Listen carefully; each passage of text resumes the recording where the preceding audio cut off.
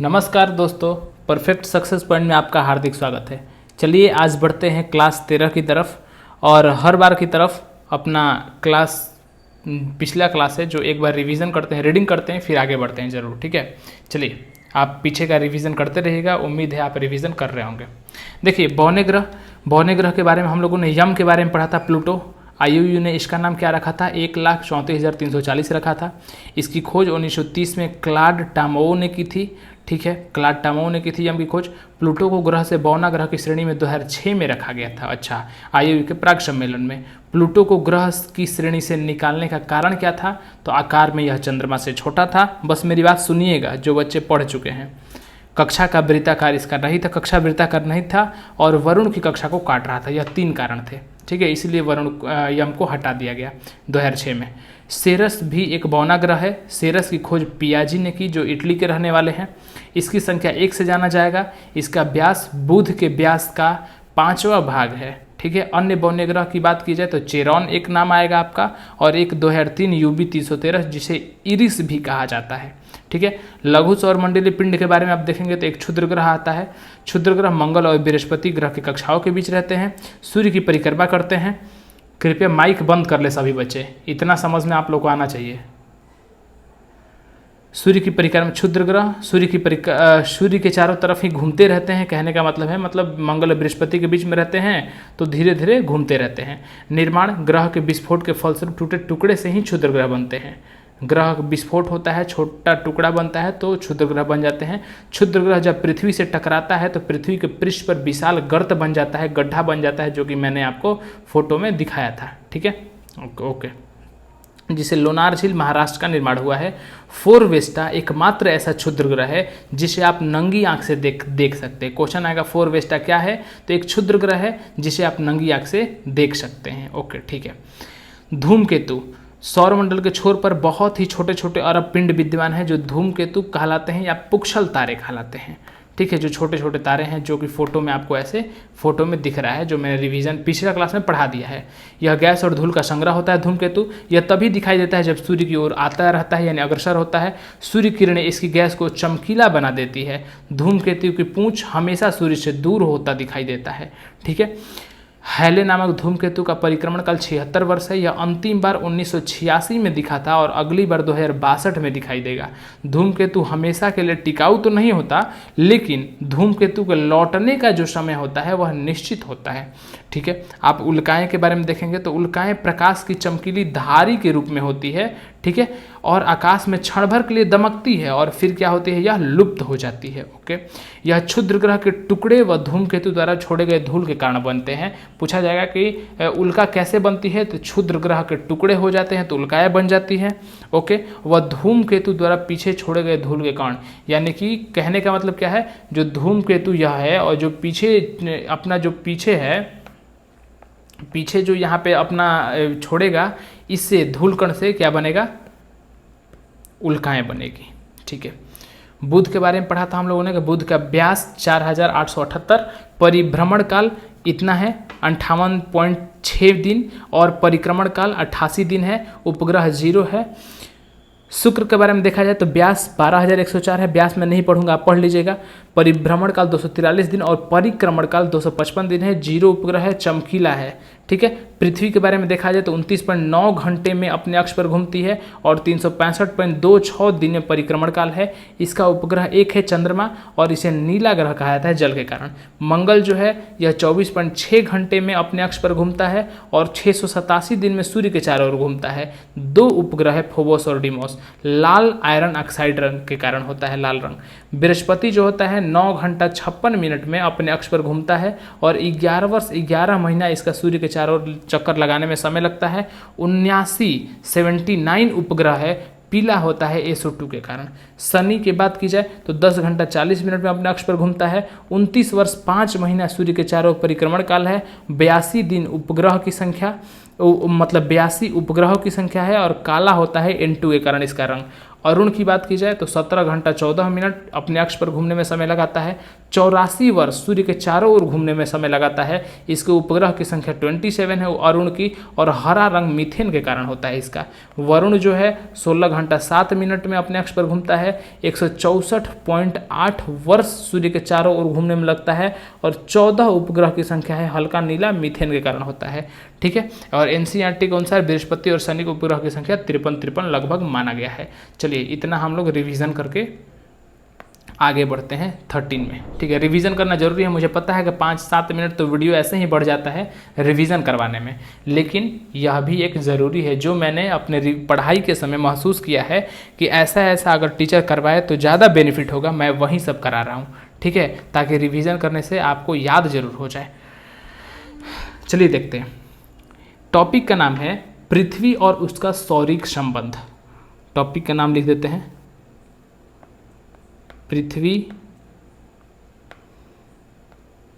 पृथ्वी और उसका सौरिक संबंध। उसका सौरिक यानी सूर्य के साथ संबंध। ठीक है, पृथ्वी और उसका सौरिक संबंध के बारे में हम लोग अच्छे से देखेंगे। चलिए देखिए, एक बात कीजिए, यहाँ एक फोटो आपको दिख रहा है। ठीक है, फोटो दिख रहा है यानी कि यहाँ यह जो है सूर्य है, और सूर्य जो है अपने क्या कर रहा है, प्रकाश भेज रहा है। प्रकाश भेज रहा है, सूर्य प्रकाश भेज रहा है। तो जहाँ सूर्य का प्रकाश पड़ता है वह भाग दिन, डे मतलब दिन कहलाता है, यानी कि यह वाला जो भाग है यह क्या है, दिन है।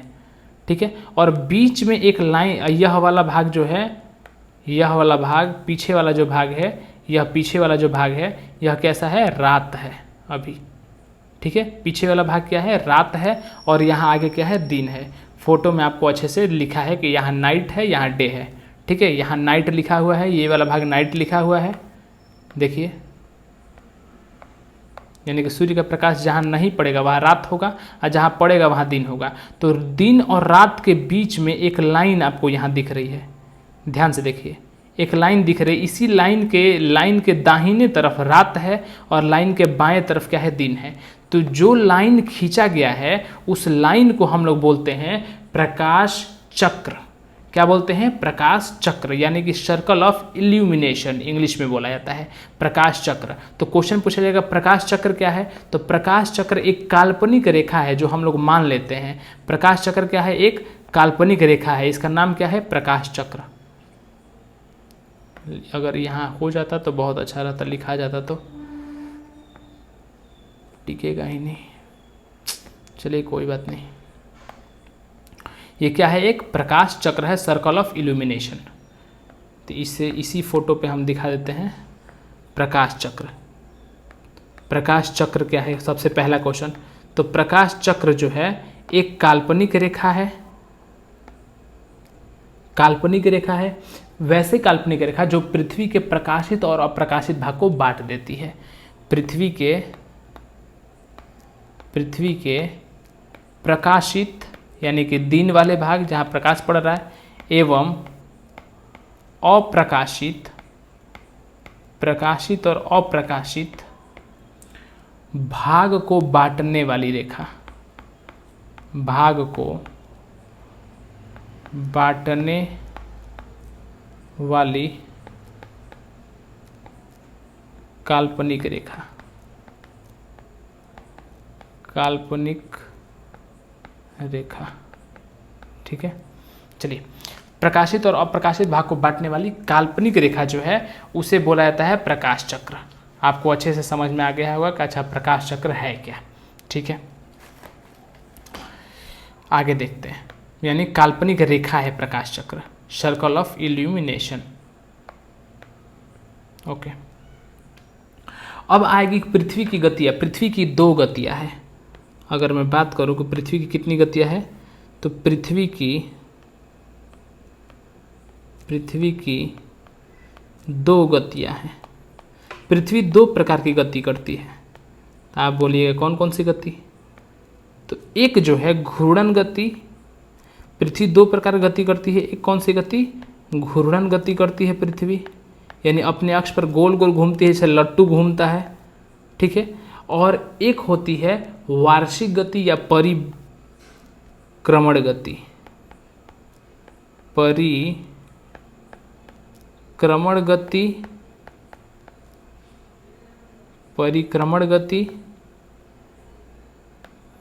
या वार्षिक गति परिक्रमण गति या कि क्या बोलते हैं इसे? वार्षिक गति बोलते हैं। दो प्रकार की गति पृथ्वी की आपको दिखाई देगी, ठीक है।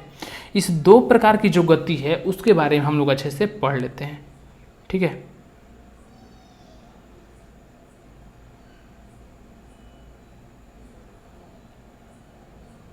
आइए देखते हैं। इस फोटो का काम पड़ेगा, इसलिए मैंने फोटो लगा दिया है।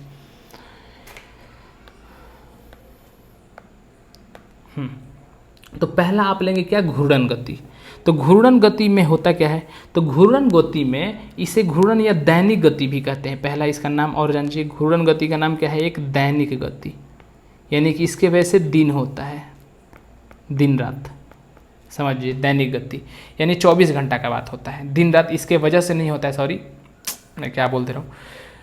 मैं बोला कि घूर्णन गति कहने का मतलब है कि गोल गोल घूम रहा है, तो गोल गोल एक चक्कर लगाने में क्या कितना देर लगता है? 24 घंटा का चक्कर लगता है। एक चक्कर लगाने में 24 घंटा, तो 24 घंटा यानी एक दिन लग रहा है, यानी कि एक दिन वाली गति दैनिक गति, ठीक है। एक दिन वाली गति दैनिक गति या घूर्णन गति, ओके।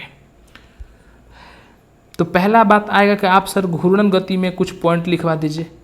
तो देखिए घूर्णन गति में क्या क्या पॉइंट आ सकता है घूर्णन गति में? तो घूर्णन गति में पहला पॉइंट आपका आ सकता है कि पृथ्वी किधर से किधर घूमती है। जब घूमती है तो कहाँ से कहाँ घूमती है? तो पश्चिम से पूरब। पृथ्वी कहाँ से कहाँ घूमती है? पश्चिम से पूर्व घूमती है, ठीक है। पश्चिम से पूर्व घूमती है, यह मैंने पहले पढ़ा दिया है, इसलिए शॉर्टकट में लिख रहे हैं। पश्चिम से पूर्व घूमती है पृथ्वी अपने अक्ष पे, ओके। जिसे पृथ्वी का घूर्णन या परिभ्रमण गति, घूर्णन गति का और नाम क्या है? परिभ्रमण गति।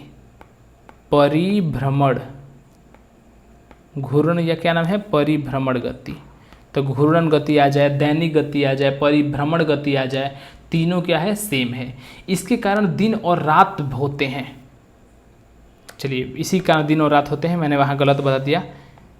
देखिए पढ़ाते समय क्या होता है ना कि थोड़ा दिमाग इधर उधर भटक जाता है, लेकिन एक बात मैं बोल रहा हूँ कि कोई भी पॉइंट ऐसा नहीं होगा जो मैं आपको गलत पढ़ाऊँगा और गलत बोलूँगा। अगर कहीं मुंह से गलत निकल जाए तो मैं उसको उसी समय सुधार भी करूँगा, ठीक है। तो दिन और रात, इसी के कारण मुझे उस समय ऋतु परिवर्तन का कॉन्सेप्ट आ गया कि ऋतु परिवर्तन वार्षिक गति कारण होता है, ठीक है। दैनिक गति यानी घूर्णन गति कारण दिन और रात होते हैं। इसके कारण घूर्णन गति के कारण क्या होते हैं? दिन और रात होते हैं। घूर्णन गति के ही कारण क्या होते हैं? दिन और रात होते हैं, ठीक है। दिन और रात इसी कारण होता है, तो इसीलिए इसे दैनिक गति कहते हैं।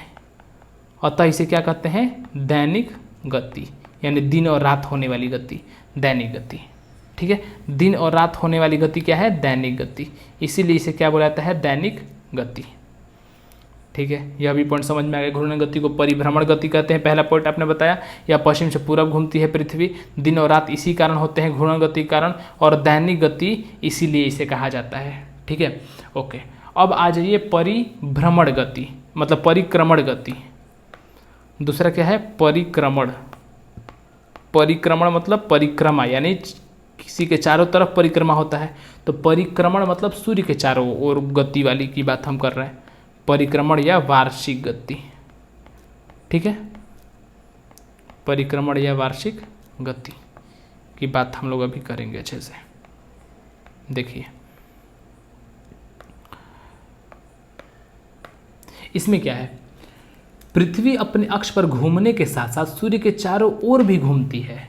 यानी कि अपने अक्ष पर घूमती है, जैसे अपने अक्ष पर घूम रही है गोल गोल, और घूमते हुए धीरे धीरे करके आगे भी बढ़ रही है, ठीक है। मान लीजिए बीच में सूर्य है, ठीक है, बीच में सूर्य है, तो अपने अक्ष पर गोल गोल घूम रही है, घूमते घूमते आगे बढ़ रही है, घूमते घूमते आगे बढ़ रही है, घूमते घूमते आगे बढ़ रही है, घूमते घूमते आगे बढ़ रही है। समझ में आ रहा है? घूमते घूमते घूमते घूमते आगे बढ़ रही है, इतना समझ में आपको आ रहा होगा। यानी कि पृथ्वी जो है अपने अक्ष पर तो घूमती ही है, इसके साथ साथ सूर्य के चारों ओर भी घूमती है। ठीक है, तो सूर्य के चारों ओर एक दीर्घवृत्तीय मार्ग पर परिक्रमा करती है। पृथ्वी सूर्य के चारों ओर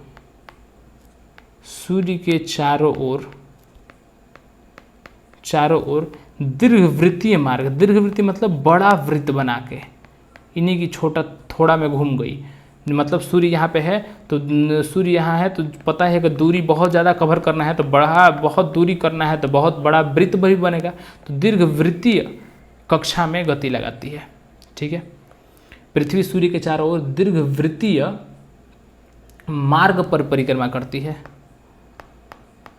मार्ग पर परिक्रमा करती है। ठीक है, ठीक है सर, इतना समझ में आ गया। और क्या मैंने बताया, इसके कारण क्या हो रहा था, ये परिक्रमण गति के कारण ही क्या हो रहा था, दिन और ये क्या बोलते हैं ऋतु परिवर्तन हो रहा था।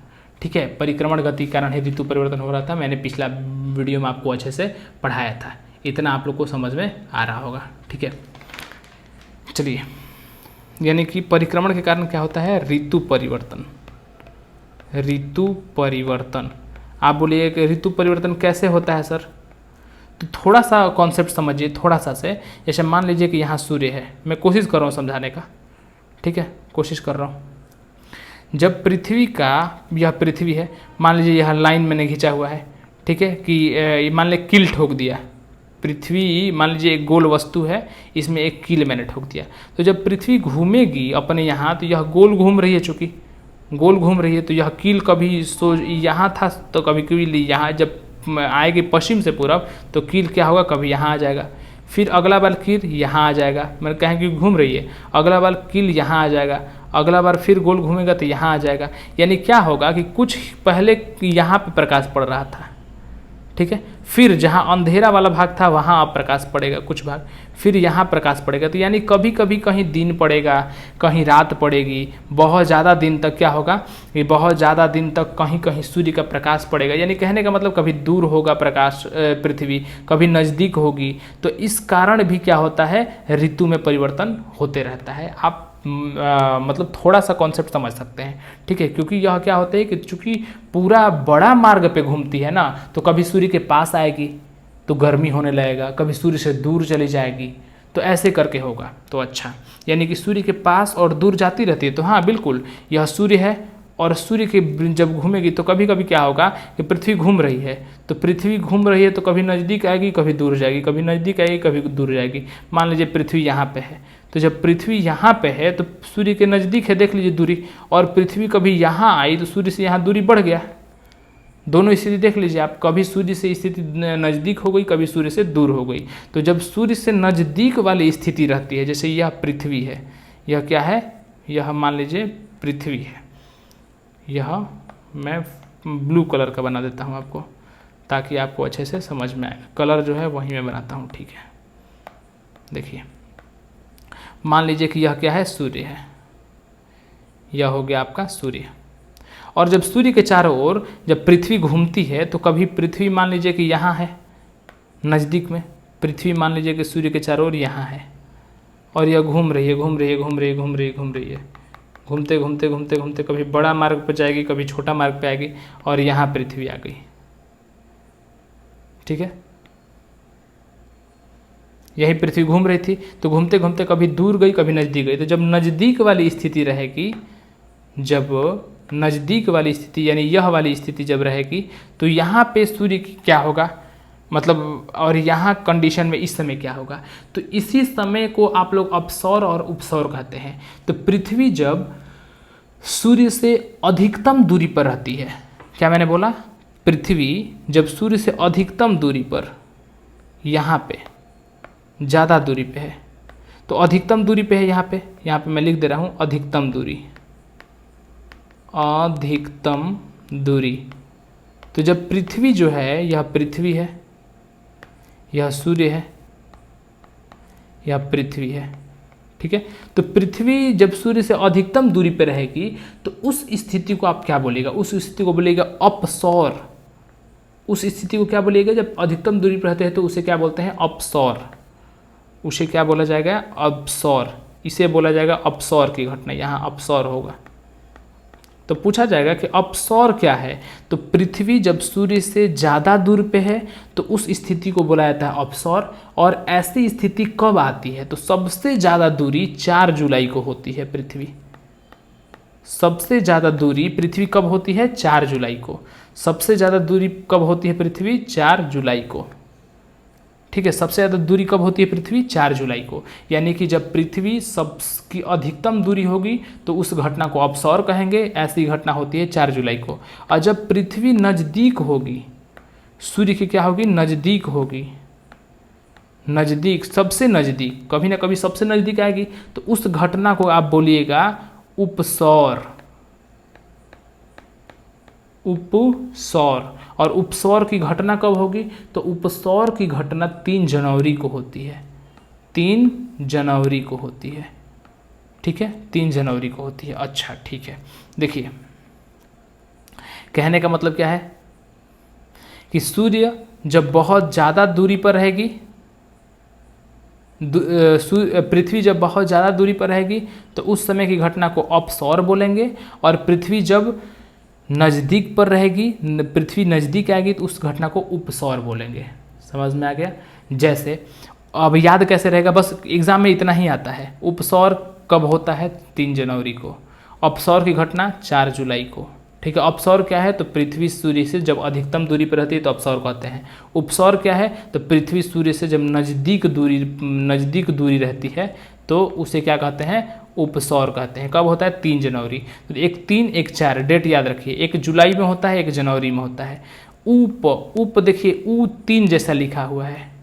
ऊ कैसा लिखा हुआ है, 3 जैसा, तो 3 जनवरी है यहाँ पे। और अपसौर 4 जुलाई। अब अधिक और कम कैसे याद रहेगा, देखिए अप मतलब क्या होता है, ऊपर। अप मतलब क्या होता है, अप मतलब ऊपर, इसे अप बोला जाता है। ऊपर, ऊपर मतलब अधिक। जैसे मान लीजिए कि हम बोलेंगे कि हम उस लड़का से पढ़ने में अप हैं, यानी पढ़ने में उससे अधिक हैं। मान लीजिए, समझाने के लिए मैं बोल रहा हूँ, ऐसा सेंटेंस तो बनेगा नहीं। पढ़ने में ऊपर है, यानी कि वहाँ आप क्या अनुमान लगाइएगा कि पढ़ने में आप उससे अधिक तेज हैं। अधिक का आप सेंटेंस लगाइएगा, कम का तो सेंटेंस लगाइएगा नहीं। तो अप मतलब कहीं ना कहीं आप अधिक का सेंटेंस लगा सकते हैं। ठीक है, तो अपसौर यानी कि जब अधिक दूरी हो, और उपसौर जब कम दूरी हो। ठीक है, ओके, आगे बढ़ते हैं फिर से। यह घटना इमेज के माध्यम से मैंने लिख दिया, याद कर लीजिएगा। मैंने बता भी दिया कैसे क्वेश्चन आएगा कि सूर्य से पृथ्वी की नज़दीक दूरी क्या कहलाती है, उपसौर कहलाती है। और सूर्य से पृथ्वी की अधिकतम दूरी अपसौर कहलाती है। अपसौर की घटना 4 जुलाई और उपसौर की घटना 3 जनवरी को होती है। ओके, अब बोलिएगा कि सर दूरी कितना होता है, तो जब उपसौर की घटना होती है, नज़दीक दूरी, तो यह दूरी कितनी होती है, तो जब पृथ्वी सबसे नज़दीक दूरी होती है तो 14.70 करोड़। सबसे नज़दीक आएगी तो कितना करोड़ किलोमीटर, 14.70 करोड़ किलोमीटर होता है सबसे नज़दीक दूरी। ठीक है, और जब अपसौर अधिकतम दूरी रहेगी, यहाँ पे अधिकतम जब दूरी रहेगी, यहाँ पे अधिकतम दूरी रहेगी अपसौर में, तो उस समय 15.21 करोड़ किलोमीटर। तो यह भी मैंने दूरी भी लिखवा दिया कि दूरी रहेगा तो कितना रहेगा, कम रहेगा तो कितना रहेगा। अधिकतम दूरी यानी कितना हुआ, 15.21 करोड़ किलोमीटर। 15.21 करोड़ किलोमीटर, और यहाँ पे 14.70 करोड़ किलोमीटर। ओके, आगे बढ़ते हैं। एप्साइड रेखा क्या है, अगर एप्साइड बोला जाए तो यहाँ पे जो दोनों मिलाने वाली रेखा है, देखिए ध्यान से, यह मिलाने वाली रेखा, यानी अपसौर और उपसौर को मिलाने वाली रेखा। अपसौर उपसौर को मिलाने वाली रेखा, जो मैं यहाँ लाइन खींच रहा हूँ। ठीक है, अपसौर उपसौर को मिलाने वाली जो रेखा है, अपसौर अपसौर को मिलाने वाली काल्पनिक रेखा सूर्य के केंद्र से गुजरती है। देखिए केंद्र से गुजर रही है कि नहीं, सूर्य के बीचों बीच से गुजर रही है कि नहीं, तो बीचों बीच यानी केंद्र से गुजरती है। तो इस रेखा को आप लोग क्या बोलिएगा, इस रेखा को, यहाँ से यहाँ वाली जो रेखा है यह, तो इस रेखा को, ठीक है, यह रेखा जो है, इस रेखा को आप लोग बोलिएगा एप साइड रेखा। क्या बोलिएगा? एप साइड रेखा। एप साइड रेखा है क्या, अगर दिमाग में आए तो उपसौर और अपसौरिक को मिलाने वाली काल्पनिक रेखा। उपसौरिक एवं अपसौरिक को, उपसौरिक और अपसौरिक को मिलाने वाली काल्पनिक रेखा, मिलाने वाली काल्पनिक रेखा जो होती है उसे आप लोग बोलते हैं एप्साइड रेखा। उम्मीद है समझ में आ रहा होगा। एप्साइड रेखा, इसे क्या बोला जाता है? एप्साइड रेखा। इसे बोला जाता है एप्साइड रेखा। ठीक है, ओके, आगे बढ़ते हैं। अब बात आएगा अक्षांश का। अब आपका बात किसका आएगा? अक्षांश का, कि अक्षांश क्या है। अक्षांश और देशांतर की बात आएगी। तो अक्षांश क्या है भाई? देखिए, अब इस फोटो को लेके आते हैं आपको समझाने के लिए, चूँकि इस फोटो की ज़रूरत पड़ेगी अभी, इसीलिए अभी देखते हैं अक्षांश क्या है। देखिए,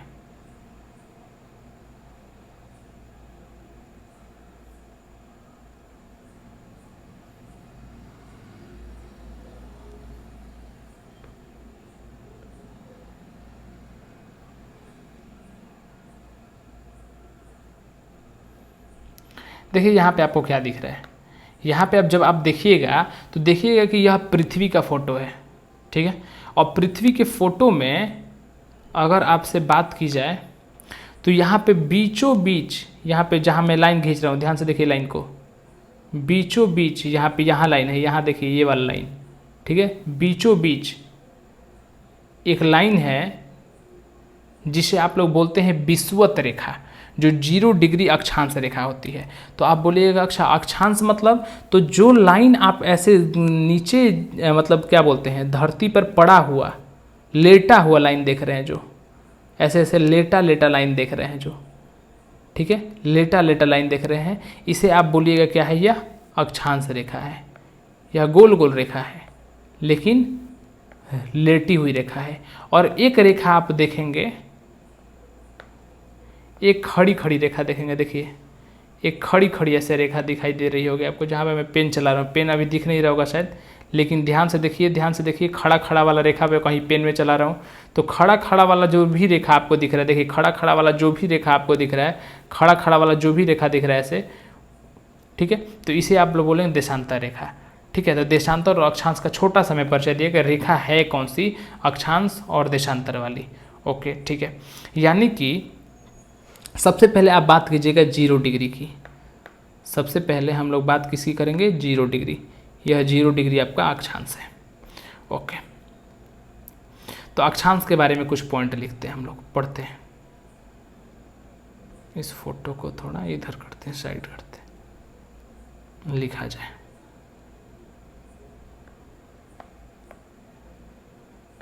अक्षांश के बारे में क्या लिख सकते हैं? अक्षांश के बारे में हम लोग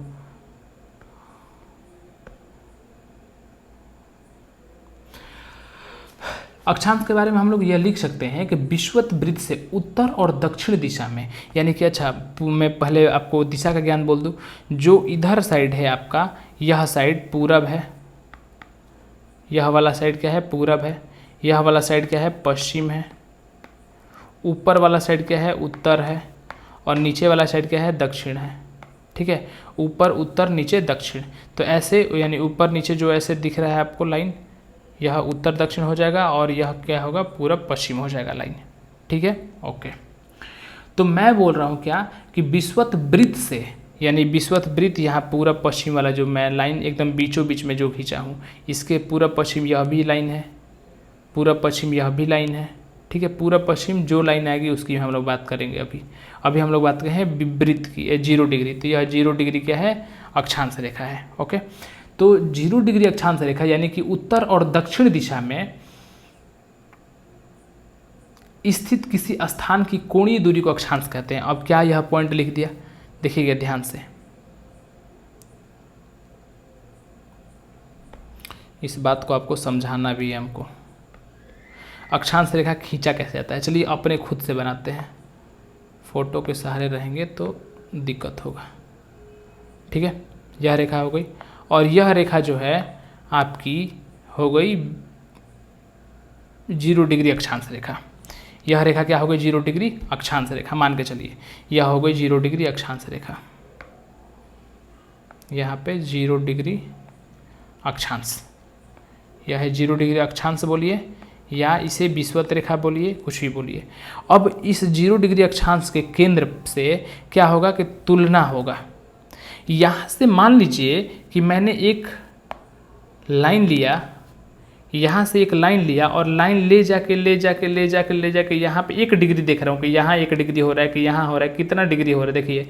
मैं ले जाऊँगा तो यहाँ पे 90 डिग्री हो जाएगा, यहाँ ले जाऊँगा तो थोड़ा कम होगा, थोड़ा कम होगा, थोड़ा कम होगा, थोड़ा कम होगा, यानी कि जितना डिग्री पे मैं खींचूंगा, मान लीजिए कि यहाँ ला के मैंने छोड़ दिया, तो जब यहाँ ला के मैंने छोड़ा यहाँ पे, तो यह काली रेखा और लाल रेखा के बीच में कुछ ना कुछ कोण आपको बनेगा। देखिए ध्यान से, कुछ ना कुछ यहाँ कोण बनेगा, तो आप बोलिएगा हाँ कोण बनेगा।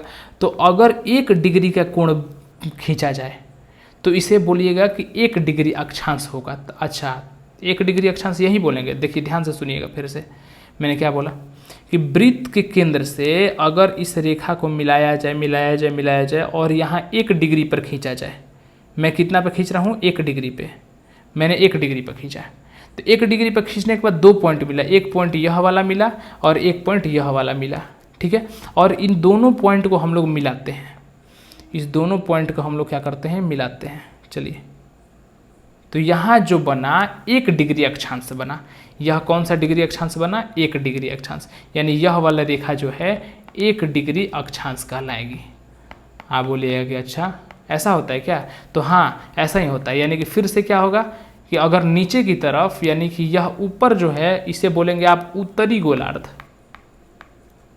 उत्तरी गोलार्ध बोलिएगा, चूँकि उत्तर में है, क्योंकि उत्तर यहाँ पे है और दक्षिण नीचे है, तो ऐसे बोलिएगा दक्षिणी गोलार्ध।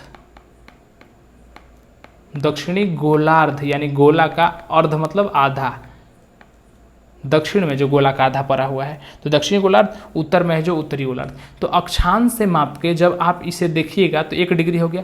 तो आप बोलिएगा सर दक्षिण में भी ऐसा है, हर जगह ऐसे ही होगा। यानी कि आपको एंगल निकालना ही है। यहाँ से अगर निकाल के मान लीजिए कि यहाँ पे मैंने पड़ाव किया और कितना डिग्री का, आप बोलिए कि 10 डिग्री का। ठीक है चलिए, और 10 डिग्री का इधर किया तो इधर भी साइड 10 डिग्री करना पड़ेगा। किधर साइड, इधर साइड देखिए 10 डिग्री जहाँ आ जाए, 10 डिग्री देखेंगे, मान लीजिए कि 10 डिग्री नापा गया तो यहाँ आ गया। क्या नापते हैं, यह वाला नाप रहे हैं हम लोग। चांद से जैसे आप लोग मापते थे कि 10 डिग्री कहाँ आ रहा है, 10 डिग्री यहाँ आ गया। अब 10 डिग्री यह आया, 10 डिग्री यह भी आया। अब इस दोनों को मिला देंगे, दोनों रेखा को जब आप लोग मिला दीजिएगा, यहाँ से लेके यहाँ तक जैसे ही आप मिलाइएगा तो यह हो गया 10 डिग्री अक्षांश। यह क्या हो गया 10 डिग्री अक्षांश, यह हो गया 10 डिग्री अक्षांश। तो आप बोलिए कि अच्छा यानी हर जगह ऐसे ही मिलाता है। तो हाँ, यहाँ से अगर 2 डिग्री पर मिलाइएगा, यहाँ से अगर यहाँ पे 2 डिग्री पर मिलाइएगा, इधर भी 2 डिग्री पर मिलाइएगा, इधर भी 2 डिग्री पर मिलाइएगा, तो दोनों मिला के जब एक लाइन खींचिएगा, दोनों बिंदु जहाँ आपको मिल रहा है उस बिंदु पर जैसे ही एक लाइन खींचिएगा वह बिंदु हो जाएगा 2 डिग्री अक्षांश। ठीक है, उम्मीद है आप लोग को अच्छे से समझ में आ रहा होगा, मैं इतना ज़रूर उम्मीद कर रहा हूँ। ठीक है,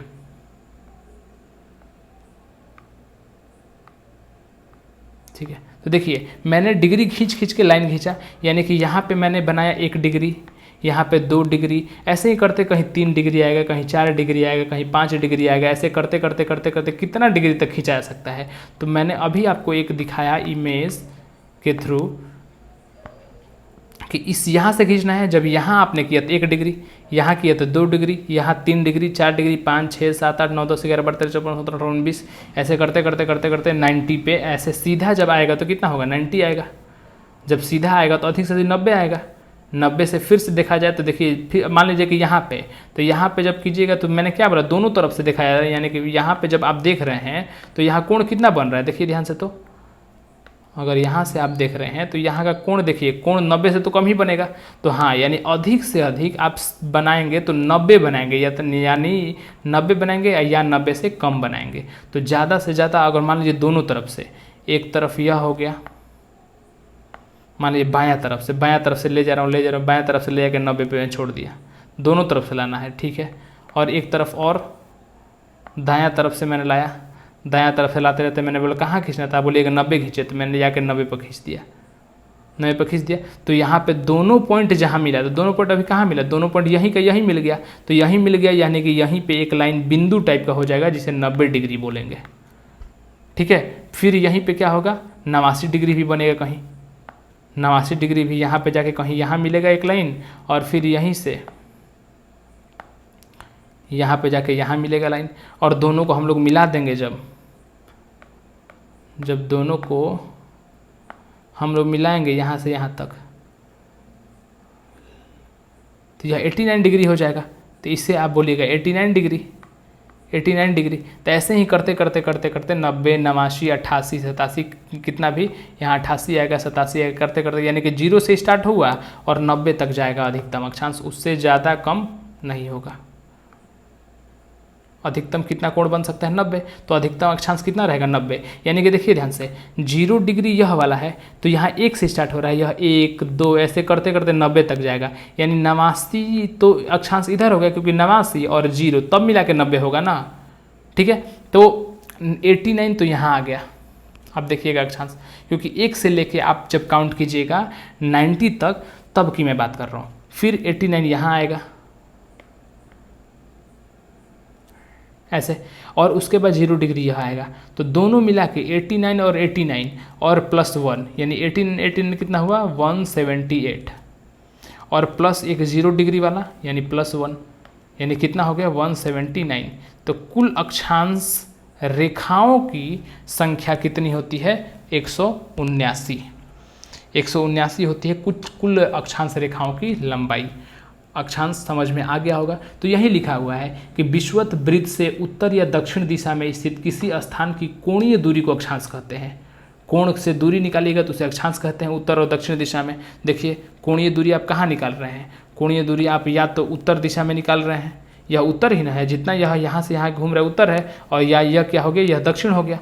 तो या तो आप उत्तर में निकाल रहे हैं कोणीय दूरी, या आप कहीं दक्षिण में निकाल रहे हैं। तो उत्तर और दक्षिण में कहीं भी कोणीय दूरी निकालिए तो इससे क्या निकलेगा, आपको इससे पता चलेगा अक्षांश के बारे में, ठीक है। ओके, यही लिखा हुआ था। आगे क्या लिखा हुआ है, यह कोण वृत्त के पृथ्वी के केंद्र पर बनता है। कोण मैंने अभी बताया कि कहाँ से बन रहा है, केंद्र से बन रहा है, तो यह भी मैंने समझा दिया। आगे क्या पॉइंट लिखा हुआ है, जो पॉइंट लिखा हुआ है देखिए मैंने समझाया कि नहीं। आगे लिखा हुआ है कि इसे विषुवत वृत्त से दोनों ओर अंशों मापा जाता है, यानी कि बोल रहा है कि वृत्त से दोनों ओर मापिए। दोनों ओर मापिए मतलब इधर भी नापिए और फिर जाके इधर भी मापिए, और दोनों तरफ मापने के बाद एक सीधे रेखा जो जा रही है, यह रेखा खींच दीजिए। यह रेखा सीधे जो जा रही है अभी, इसे आप खींच दीजिए। तो दोनों ओर मापिए, तो मैंने दोनों ओर माप के दिखाया, ठीक है।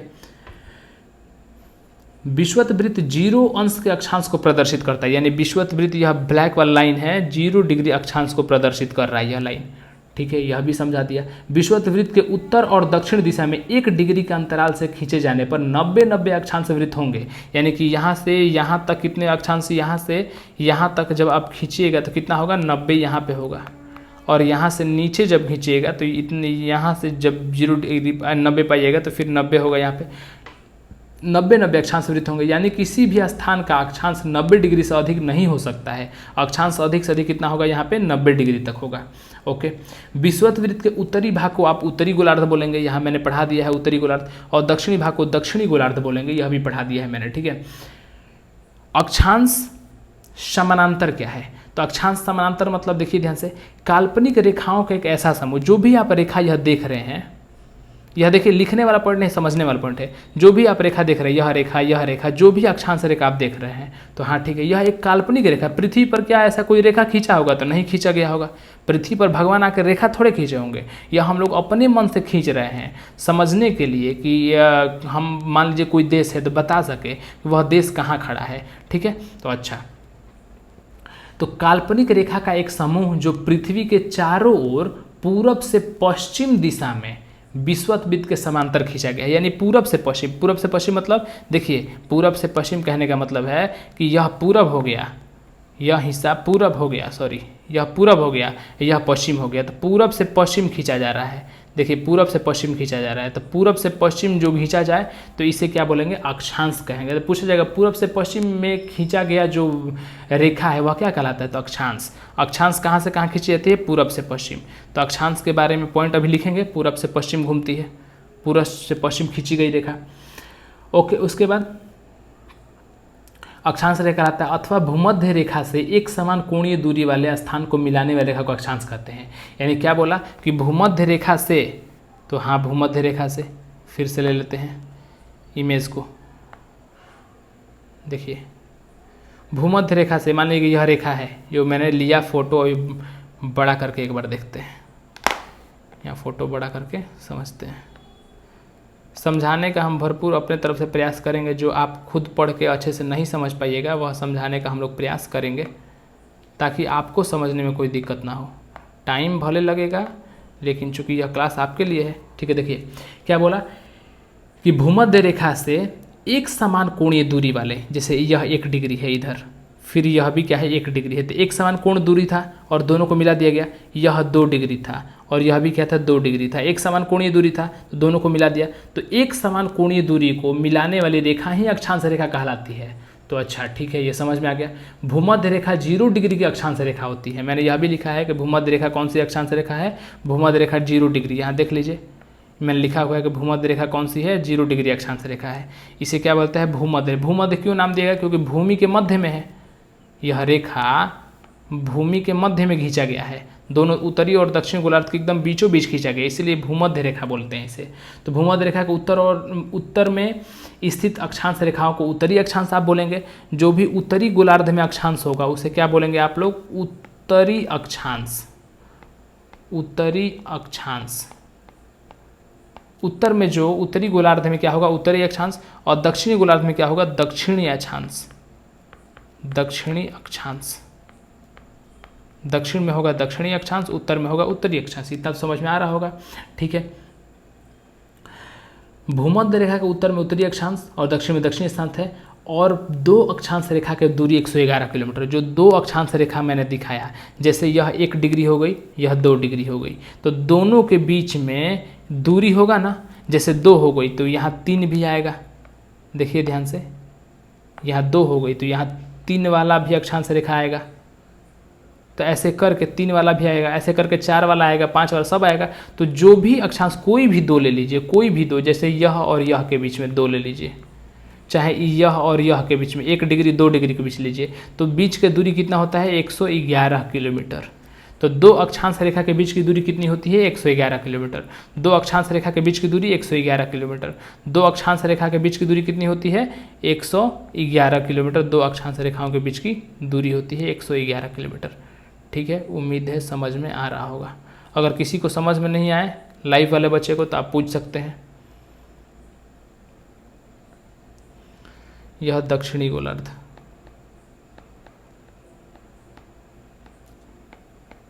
दक्षिणी गोलार्ध, ठीक है। अगर बात किया जाए तो कुल अक्षांश की लिख लिया जाए कुछ पॉइंट, नहीं तो आप कंफ्यूज हो जाइएगा। अक्षांश के बारे में जो पढ़ा रहे हैं वो लिखवा दें।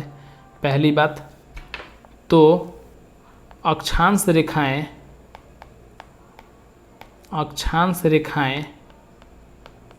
पूर्व से पश्चिम खींची जाती है। पूर्व से पश्चिम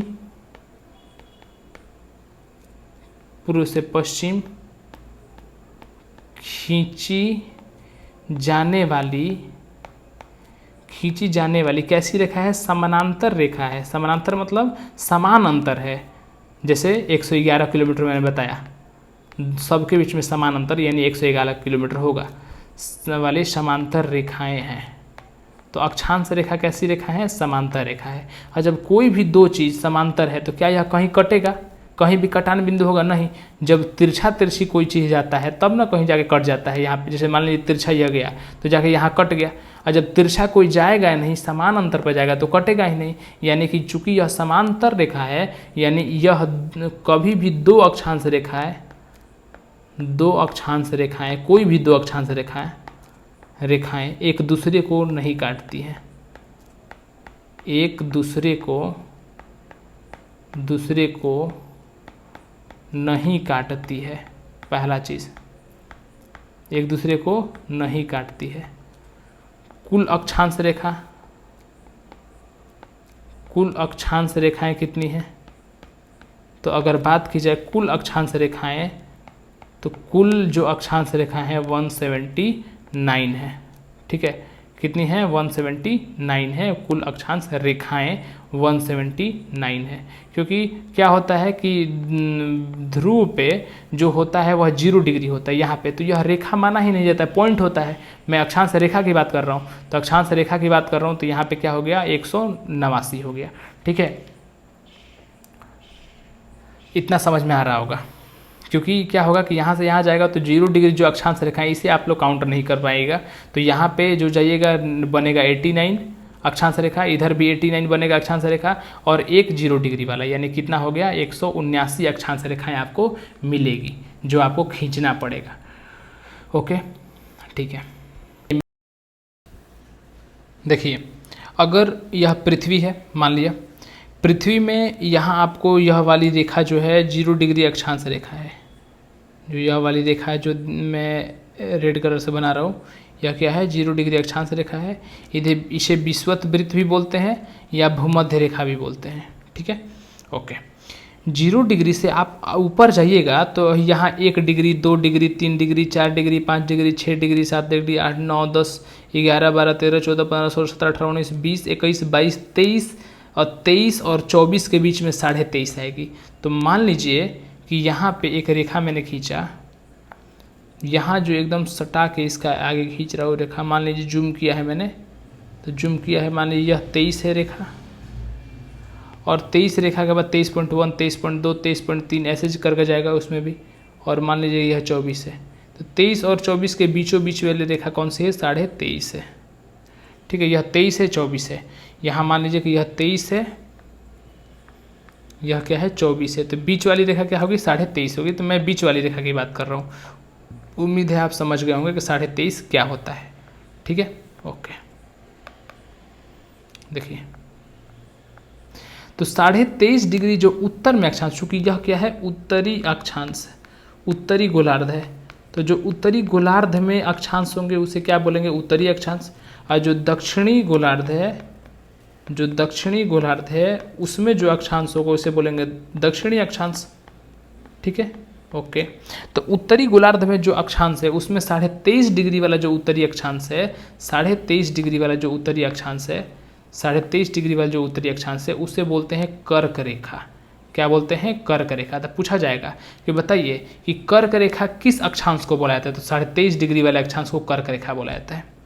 कर्क रेखा उत्तर में होता है कि दक्षिण में? तो उत्तर की उत्तरी अक्षांश है। कर्क रेखा 23.5 डिग्री कौन सा अक्षांश है? उत्तरी अक्षांश। इसलिए मैंने पूरा लिखा है 23.5 डिग्री उत्तरी अक्षांश को बोला जाता है कर्क रेखा। ऐसे ही 23.5 के बाद ऊपर जाएगा 24-25 करते करते 66.5 भी कोई ना कोई आएगा, तो 66.5 वाला जो अक्षांश आएगा उसे बोलते हैं आर्कटिक वृत्त।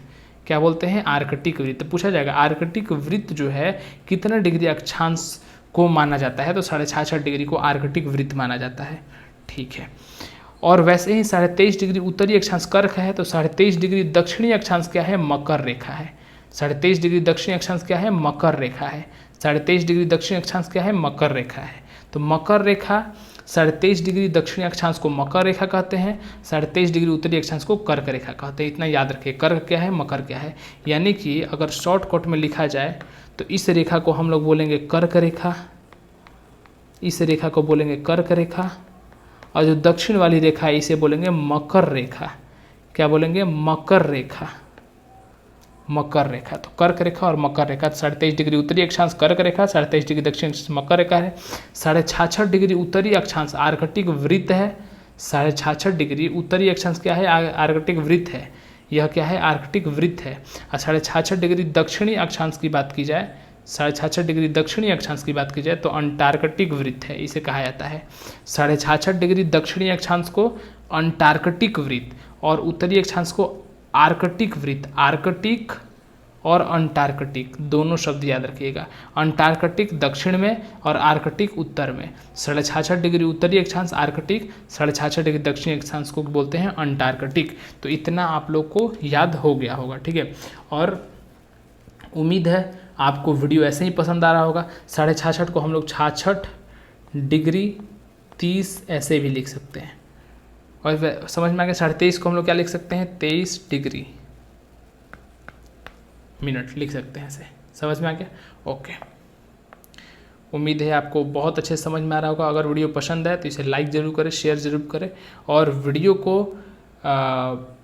अगर आपको पसंद रियल में आ रहा है तो कमेंट करके हमारा मनोबल ज़रूर बढ़ाएं। चलिए अगले वीडियो में मिलते हैं। बहुत बहुत धन्यवाद।